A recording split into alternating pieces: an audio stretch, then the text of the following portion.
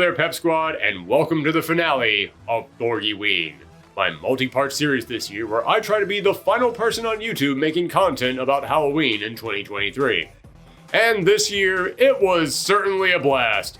I just want to go ahead and thank everybody out there who has stuck with us through all these videos.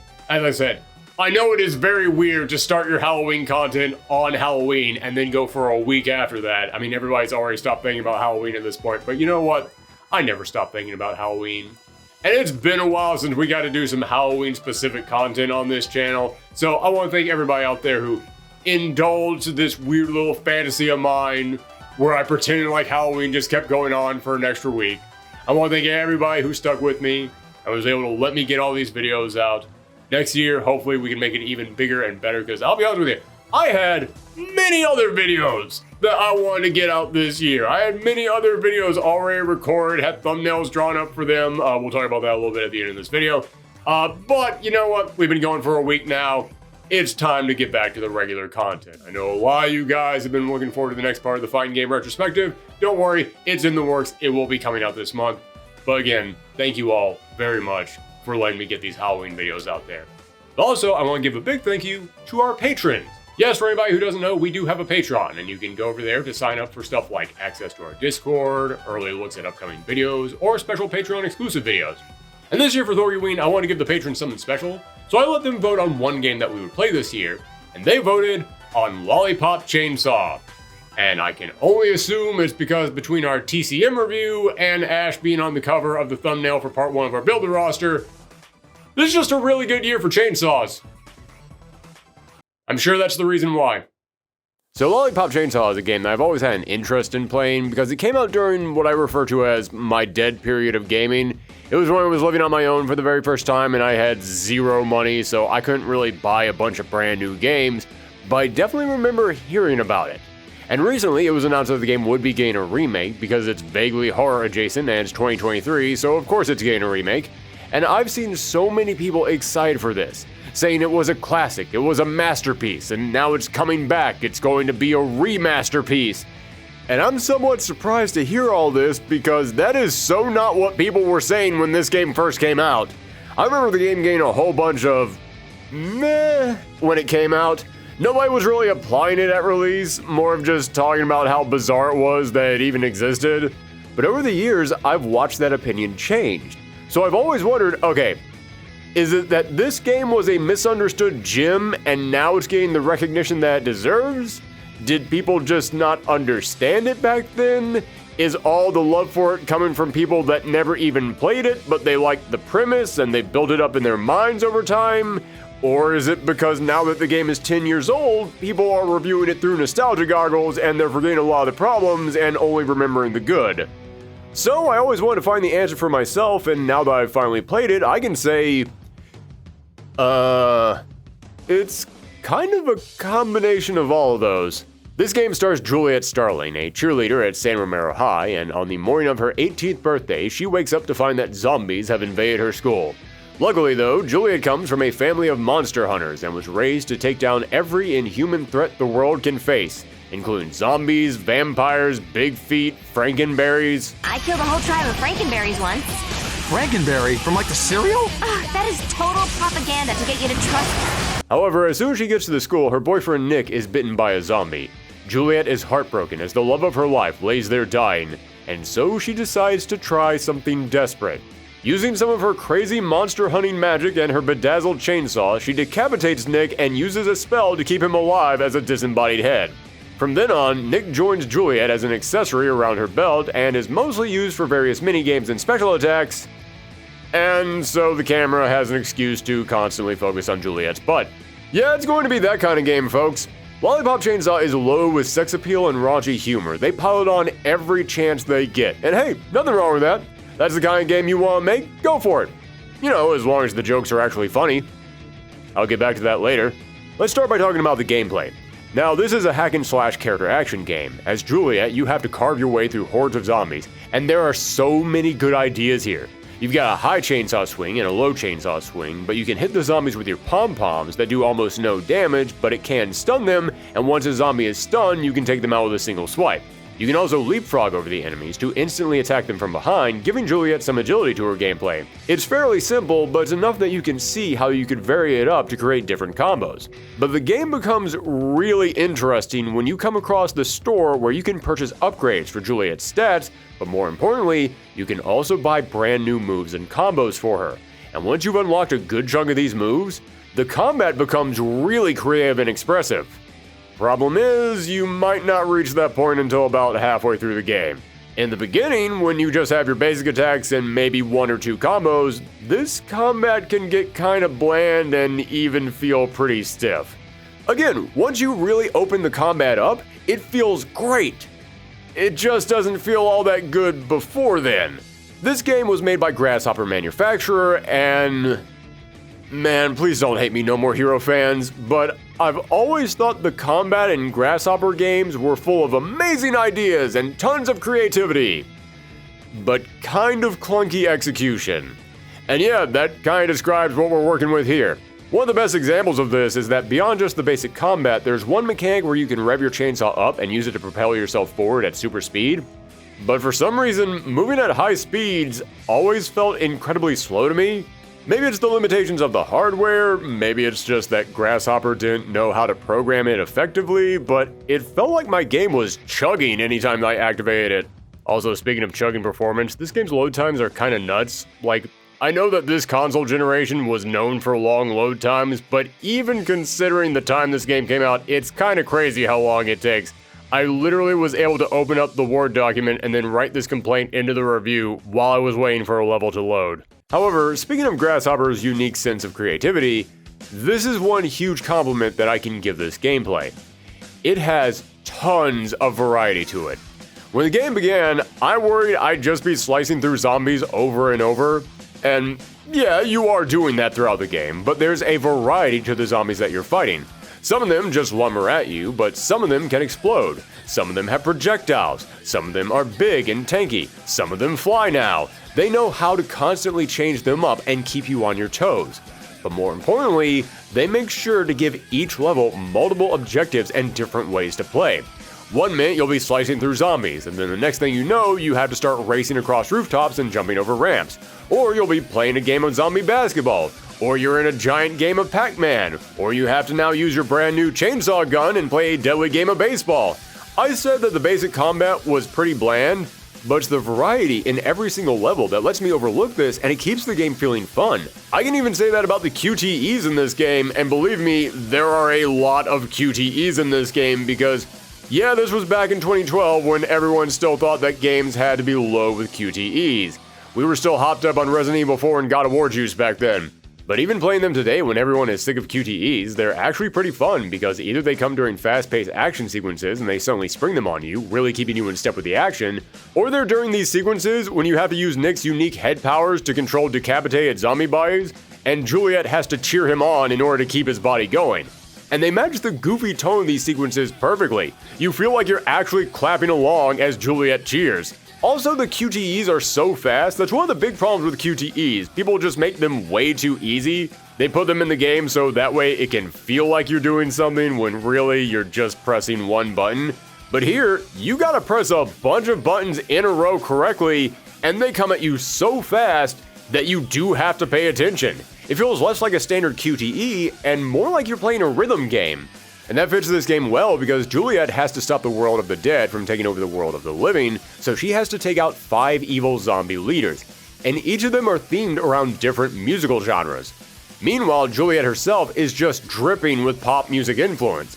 When she enters her supercharged sparkle state where she can take out zombies with a single attack, the game starts playing Mickey by Tony Basil. When you're shopping, it plays Lollipop by the Chordettes. And even though it's never stated, I kinda dig that this crazy over-the-top zombie slashing action game is also about pop music versus rock. It's sort of a metaphor for this bubbly cheerleader taking on waves of the undead, and it works, it's incredibly charming. In fact, speaking of the music, I have to shout out the original tracks in this game, each of which are divided into the various genres of the bosses of each level, and they are damn good. Which shouldn't be a shock, but at the same time is totally a shock because these original tracks were all done by the legendary Akira Yamaoka. Yeah, the guy who made some of the creepiest and most haunting scores of all time for the Silent Hill games. also created some of the funkiest jams and sickest guitar riffs of the 7th gen consoles with this game. Have a listen to this and then tell me that your first thought would have been, oh yeah, that's the guy behind Silent Hill.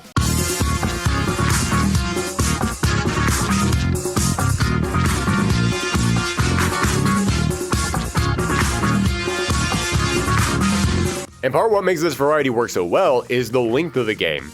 This isn't a big game, it's only like 8 hours long, probably even less. And speaking as someone who is racing to play these games and make these Halloween videos before December rolls around, thank you patrons for picking something so short. If you had picked one of the 20 or 30 hour long games I had offered you, then there is no way any of these videos would be going up this year.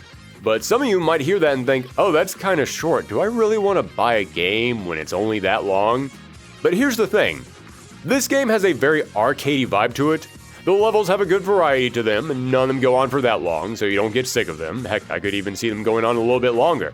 But there are tons of collectibles like secret golden lollipops, or there are classmates to rescue. There's special name zombies that can fill out your zombie decks with artwork and backstories on them. There's phone calls from your family that honestly do nothing and they don't really contribute anything to the game, but hey, it's another thing to collect.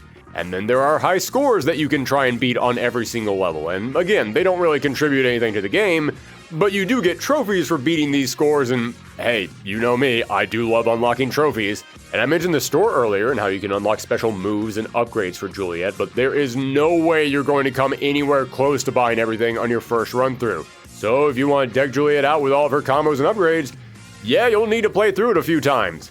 And that goes double for all the special unlockables like costumes and music. Yeah, there are plenty of high-tier unlockables like artwork, music you can customize the game with, a lot of which is licensed and it's probably the reason why this game just can't get a re-release. And of course, costumes.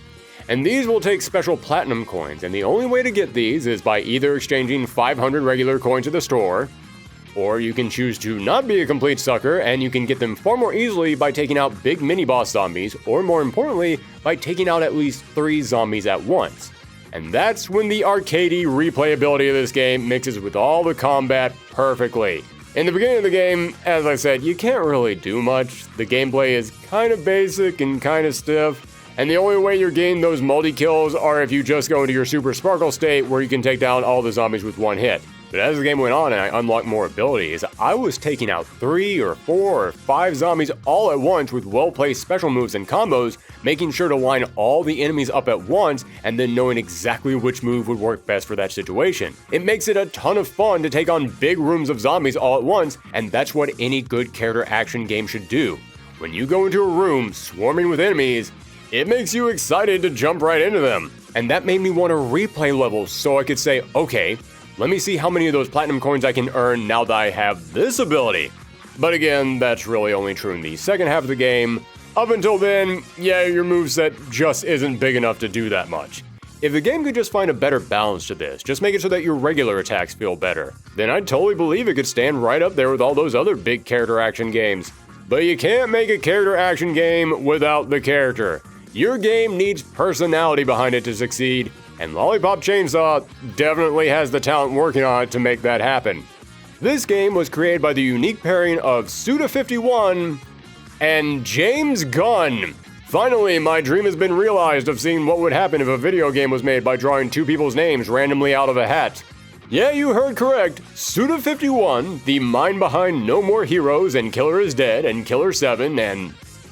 Wait a minute, he did a Fatal Frame game? Why the hell am I not playing that game this year? Yeah, Suda51 has become known for creating far out there wacky and zany yet raunchy and mature characters and stories that are so unique, they can make people overlook some technical and gameplay problems with his titles. I'm not trying to give a backhand compliment with that, it's just that almost every single review of a Suda51 game, whether it be from a critic or a fan, always tends to boil down to, this is amazing! You know, except for that thing over there. And, well, yeah, I already mentioned the problems with the gameplay, so we can go ahead and check that box off. But the other name on this title that caught everyone's attention was James Gunn. That's right, the guy who made Slither. Oh yeah, he also did some movies for Marvel, and now he's in charge of like all the DC movies moving forward. But Slither, you guys! And he handled a lot of the writing on this game, and you can definitely feel that. There's so many jokes in this game that are filled with his unique brand of humor that has helped him to stand out as a filmmaker for so many years. What's your favorite color, Nick? Blue? No, green. Awesome. I love learning about you. I f***ed up, it's yellow. And it's wild to see two very different creators coming together like this. I mean, the dialogue feels so in tune with Gunn's style, but it makes me wonder, what the heck did Suda contribute to the story? Hey, Juliet, I came to save you! Something's wrong with this bus! Oh, it's really irritating! Is that a new purse? Wait, it's your boyfriend! He's a decapitated head? Me! That's the coolest thing ever! Never mind, I think I found it. And yeah, despite these two very different creators, their off-the-wall senses of humor found a middle ground where they could gel together for a truly unique creation. But that doesn't mean it always worked well together. Yeah, in addition to how the combat felt at the start of the game, this is the other thing that just leaves a bad taste in your mouth sometimes. Don't get me wrong, 80% of the jokes and writing in this game are great. I laughed multiple times playing it, and I do love this concept and these characters. That 80% is excellent. But that other 20%?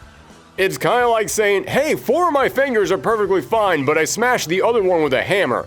It's not just bad, it's so bad that it stands out in a way that makes you forget the rest of the game. I could be playing this game loving the writing and the sense of humor, and then there would just be one line that would make me think, oh my god, do I want to keep doing this? And again, it's not like one bad joke. I wouldn't mention it if it was just one bad joke. It's like 1 out of every 5 jokes.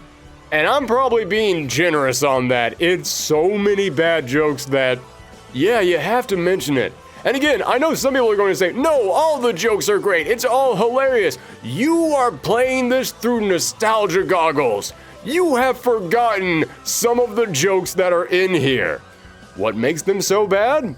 Well, a lot of them are just poorly aged. I mean, during one of the boss fights, Nick actually calls out, We're getting punked, right? When's Ashton Kutcher gonna pop out? oof. That one aged poorly for multiple reasons. And then there's this little gem where during a tractor riding minigame, I told you there was variety to this gameplay, but during a tractor riding minigame, Nick will constantly keep shouting out, Baba Booey! Baba Booey! what the? Dude! This game came out in 2012. The punk joke ain't good, but punk at least ran until 2012. People stopped saying Baba Booey like a decade before this. And as I said earlier, yeah, this game is low with sex appeal, and that's fine. I'm not a prude. You want to put a bunch of boobs and butts in your game? That's fine. But this game wants to make tons of jokes about that, and again, a lot of those jokes are fine. But so many of those jokes are just, hey, did I mention this game has boobs and butts in it? No, seriously, that's all some of the jokes are. I never thought I'd be saved by someone with such great heads. What exactly is the punchline there? And that describes a lot of the jokes. So many of them have that little kid trying to be edgy tone of, hee hee, I just said that thing. But that's all it is. It's just saying the thing. When you have a fat zombie die and they say, ugh, I'm dead and fat. That is a joke either written by an 8-year-old or by someone who didn't realize how hard it was going to be to come up with different lines for 200 enemies. Yeah, remember, this wasn't Guardians of the Galaxy make you cry over a raccoon, James Gunn. This was angry, crazy man beating people to death with a wrench and turning women into beach balls of meat, James Gunn. And don't get me wrong, I love those movies. Slither is a damn good alien horror film. But James Gunn was still definitely going through a bit of his id period back then, and he was unloading a lot of that into his writing. And that, along with the problems with the basic combat, is why I am so excited for the upcoming remake. Because Lollipop Chainsaw is not a masterpiece, it's not a hidden brilliant gem, but it totally could be. 75% of this game is amazing. Once the combat starts showing off what it can do, it's a lot of fun. The variety in gameplay is amazing, but it can be a bit clunky at times. And the characters in comedy are top-notch except when it is painfully dated and cringy. So yeah, remake this game. Save that 75% that's good, and then just spit shine that stuff that needed work. This game's got problems, but all those problems can be fixed, and the rest of this game is so good, it is absolutely worth fixing those problems and giving it a second chance. So, Lollipop Chainsaw, it's a great game. It's an amazing experience, except for the parts that aren't, and those parts kinda stand out like a sore thumb sometimes. and all those people who have spent the past several years hyping this game up and praising it and calling it a masterpiece, they definitely got a point. There's a lot of really special stuff in this game that makes it unique, unlike anything I've ever played before, and that definitely deserves applause. However, I feel like a lot of those people who have been hyping this game up, they've either forgotten or chosen to ignore a lot of things that are problems with this game, and I feel like several of those problems need to be addressed. And as I just said, I think this upcoming remake could address them. It could fix all those problems, and that has me really excited for it. So I want to thank the patrons out there who voted on this game. One of the things I love about doing this show, about doing this entire channel, and especially about doing Thorgiween, is that it gives me an opportunity to go back and play a lot of games that I did miss out on. And that's what the patrons allowed me to do today. So I want to thank them again for voting on this. But I especially want to thank everybody out there who has tuned in all month long for all the Thorgiween content that we've been doing. As I said, this is something that I just really look forward to every single year. Last year we didn't get to do it, so even though we are running very late this year with it, there was no way I was going to miss it 2 years in a row. I love doing spooky content. I love talking about horror games. I love talking about horror anything. I've said it several times before, but if we ever started up a second channel, it would probably be horror related. So this is my one time a year in which I get to get all that out of my system. So I want to thank you guys, even though I know not everybody out there is into that stuff, especially considering that this is a YouTube channel mostly dedicated to fighting games. I know it's kind of weird that for like an entire month we just go like, nah, we're gonna do something different this month. So I want to thank everybody out there who has supported this month, who, even though this might not have been the thing that they look forward to the most, they were still cool with us doing all this stuff. I appreciate that. And you know what? If you do look forward to Thorgiween every single year just like I do, hey, great. I hope that you guys enjoyed it this year. But before we go, I gotta make sure that I give a special shout out to another group of people out there, which is all the artists who did artwork for the thumbnails for this year's content. It is insane how many talented artists came on board to do artwork for all the different videos that we put out this year. I appreciate every single one. That was insane how much artwork we got done. And I always want to make sure that I give the artists shout outs, that I make sure that I give them as much support as I possibly can. You should always support artists out there. And if you've ever seen the artwork in any of our thumbnails and you've wondered like, oh, who did that? It's always in the description.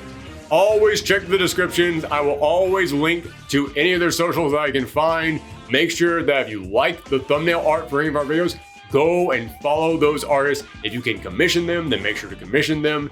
That's how I always get the thumbnail art. A lot of people ask, how do you get artists to provide artwork for your thumbnails? I pay them. Make sure that you pay artists. It's not that hard. Make sure that artists get money for their work. That's a fairly simple concept. First up, going with the part one of the build roster that we did, that was from Grongo Art. They did a wonderful job with that one. They provided a lot of really great ideas when we were going back and forth and coming up with the design for it. Yeah, so yeah, wonderful job there. Part two of the build roster was done by Al Garden, with 2 A's in Garden. I contacted them and they actually said, hey, I'm actually a fan of Build a Roster and I love what they end up doing with that thumbnail. So I'm definitely going to be going back to them and using them for future Build a Rosters. And you guys have been saying great stuff about that one. So I hope that you guys look forward to that future stuff. Then for actual Thorgiween itself, part one for Haunting Ground, that was from Shenani Sketches. Make sure that you go and follow them. I'm just going to say that after every single one of these. Make sure that you go and follow them. Shenani did a wonderful job on that one. I was just thinking of getting like Fiona and Huey the dog in there. And they were like, okay, well, what if I get a whole background? I also provided in there like the little luminescence like floating around in the game. So yeah, they knew the game and they were excited to do it. It was wonderful working with them. Then for the Darkstalkers video, that one came from Beautiful Beck. I've worked with Beautiful Beck before on other videos and other stuff. They are always wonderful to work with and they have commissions open constantly and they are at a wonderful price. So if you like that stuff, make sure that you go and commission them. Then for the Texas Chainsaw Massacre video, that one was done by K-Butts Corner. K-Butts Corner, first off, that artwork, great. I love the action pose on that one. I love their face. Not an easy character to draw, but they made him look so cool. But K-Butts Corner, they also did the artwork for the banner that we use on our YouTube channel and on all of our socials. So if you've ever seen that and wondered who did that, K-Butts Corner, that's who did that. So make sure that you go and follow them. Then let's see. After that, we did Dead by Daylight. Dead by Daylight was done by Aaron Bissessar. Gotta make sure that I point this out. I mentioned that we cut some videos this year from Thorgiween. I had the idea there was actually a Dead by Daylight dating sim. I thought, you know what? It'd be funny if we did the Dead by Daylight video. Then the day after that, we did the Dead by Daylight dating sim. But yeah, I decided to cut that because we were so far behind schedule. But Aaron Bissessar not only did the amazing Dead by Daylight thumbnail art, they also did a thumbnail art for the unused Dead by Daylight dating sim video, which you can see right there. It always bums me out whenever we get commissions for thumbnails and we can't end up using it for one reason or another. But I always want to make sure that people do see it anyways, because if you do artwork for this channel, I want to make sure that people see it. So yeah, that was it. That's the thumbnail that they did for the part 2 that we sadly did not get to use. Next up, for Signalis, that one was done by, and I know I'm going to mispronounce this and I apologize right now, Les Liet. I believe that's how it's pronounced. I apologize. Again, make sure that you check the description on the video. There will be a link there to where you can actually find them. Yeah, I absolutely love how they did Elster in that one. Like the lighting and the pose and the shade on that, it's amazing. And the video for today, this one was done by the legendary JetPackBraggins. JetPackBraggins, for anybody who doesn't know, does thumbnail art for the Completionists, Super Beard Bros, did it for Super Couch Fires, does it for Cat Icarus. They're one of the biggest thumbnail artists on YouTube, and it was crazy that I was able to get them to do a thumbnail art for us. I'm just blown away by that. And again, one last time, I just want to thank the patrons again, because it is because of your generous donations that we were able to afford all this thumbnail art. You were able to go and support not only the channel, but also support all these artists.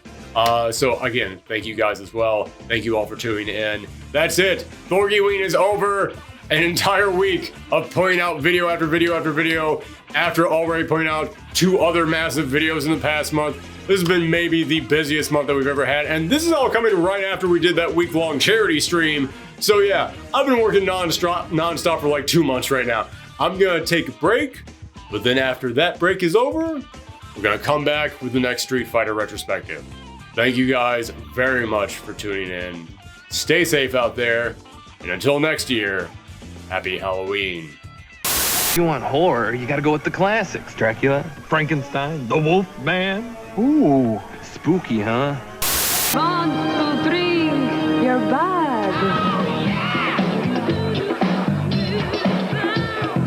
Get your hands on the spooky soundscape, full of creepy sounds and Halloween theme songs.